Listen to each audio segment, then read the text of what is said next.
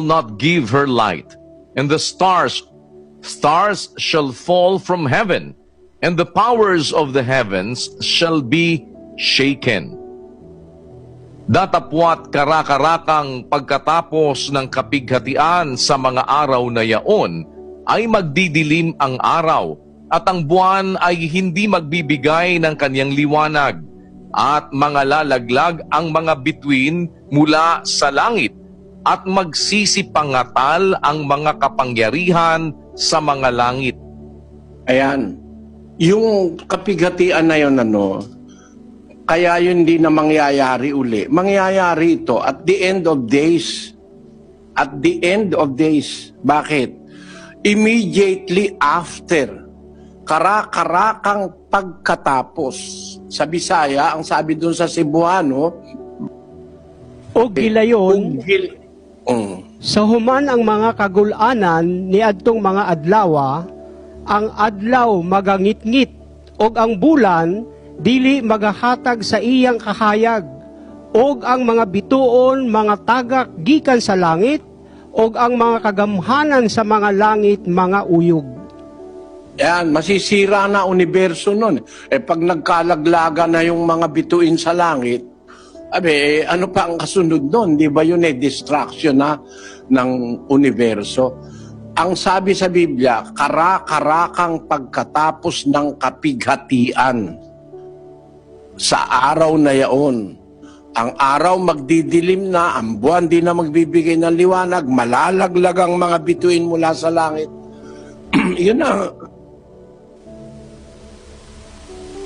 Actually, kapatid, yun na ang katapusan ng sanlibutan Kaya iyang kapighatian na yan, mangyayari yan, merong mga taong nabubuhay na hinirang ng Diyos.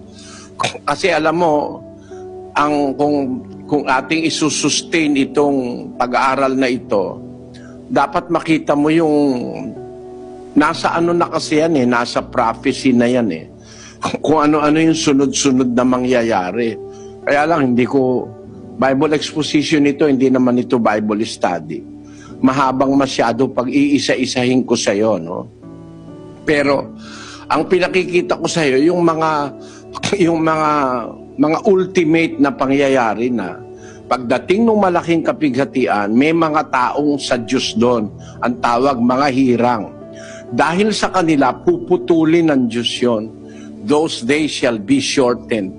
Pagkatapos nung mga araw na 'yon, ang buwan at saka ang araw mawalan na ng liwanag. It is practically the demise of the universe.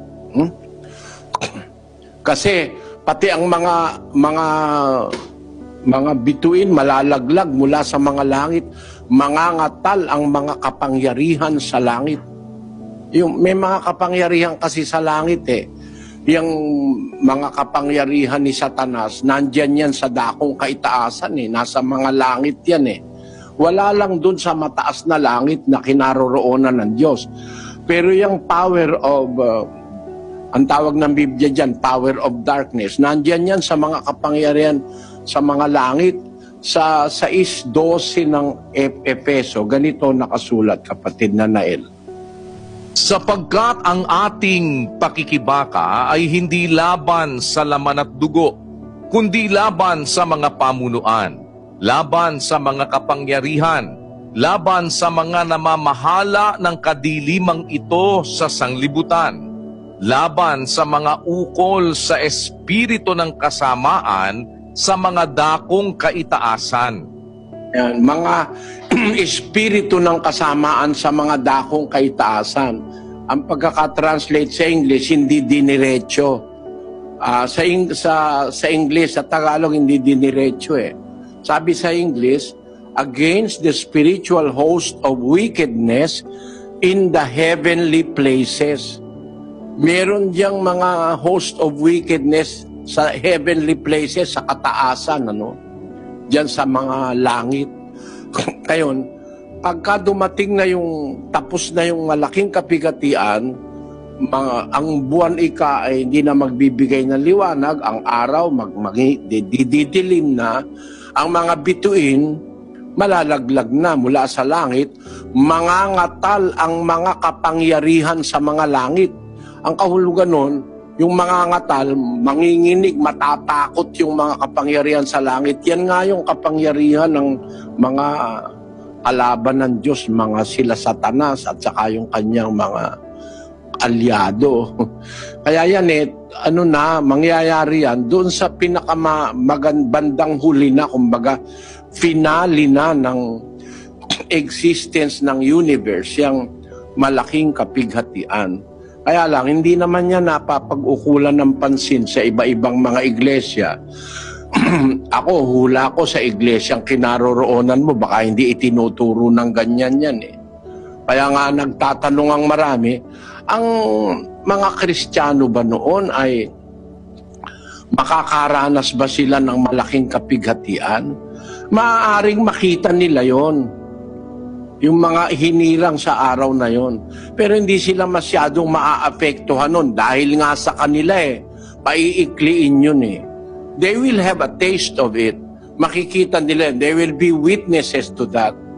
Yung sinasabi ng ating Panginoong Hesukristo. Kaya doon sa Lucas, sabi ng Panginoong Jesus, pag nakikita nyo na ang mga bagay na ito, doon sa Lucas, itaas ninyo ang inyong mga ulo. Sabi niya, 21:28 ng Lucas. Pakinggan mo. Datapwat kung magpasimulang mangyari ang mga bagay na ito, ay magsitingin kayo at itaas ninyo ang inyong mga ulo, sapagkat malapit na ang pagkatubos ninyo. Yon. Pag nakita nyo na yan, nangyayari ang mga sinabi ko na yan, itaas ninyo ang inyong ulo, tumingin kayo, sapagkat malapit na ang pagkatubos ninyo. Yun ang sinasabi sa Biblia, kapatid. Salamat ha, kapatid.